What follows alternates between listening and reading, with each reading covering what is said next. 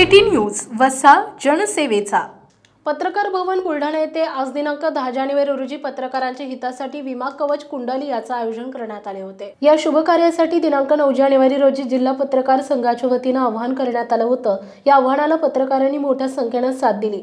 पत्रकार भवन येथे येऊन सर्वांनी आपला विमा काढून घेतला। समाजाचे आरोग्य सांभाळणारा पत्रकार हा स्वतःच्या आरोग्याकडे दुर्लक्ष करत असतो। समाजहिताची काळजी घेणाऱ्या पत्रकाराची काळजी घेतली जावी, त्याला जीवन सुरक्षा प्रदान व्हावी या उदात्त हेतूने बुलढाण्याचे लोकप्रिय आमदार संजय गायकवाड यांनी पत्रकारांना विमा संरक्षण देण्याचा स्वागतार्ह निर्णय घेतलाय। दिनांक 10 जानेवारी रोजी सकाळी 10 वाजता बुलढाणा जिल्हा पत्रकार भवन या ठिकाणी आयोजित विम्याच्या मेगा कॅम्पमध्ये पत्रकारांनी सहभागी व्हावं असं आवाहन बुलढाणा जिल्हा पत्रकार संघाकडून करण्यात आलं होतं।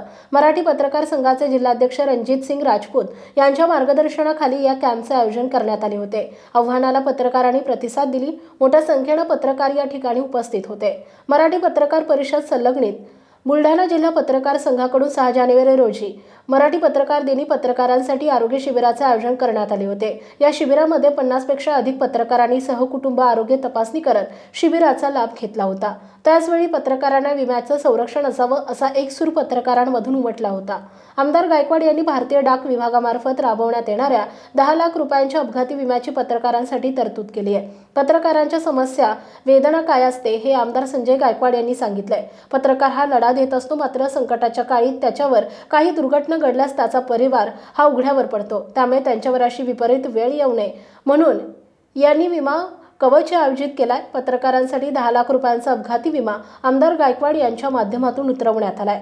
यामध्ये अपघाती मृत्यू झाल्यास, कायमचे अपंगत्व आल्यास 10 लाख रुपये, दवाखान्याचा खर्च 60,000 रुपये, मुलांच्या शिक्षणाचा खर्च 1 लाखांपर्यंत, ॲडमिट असेपर्यंत 1,000 रुपये, ओपीडी खर्च 30,000 रुपये अशा प्रकारचे स्वरूप भारतीय डाक विभागाच्या अपघात विमा योजनेचं आहे। त्याचं कारण होतं की समोरच्या उमेदवारांनी कमीत कमी 70 कोटी रुपयापर्यंत पैसे खर्च केले।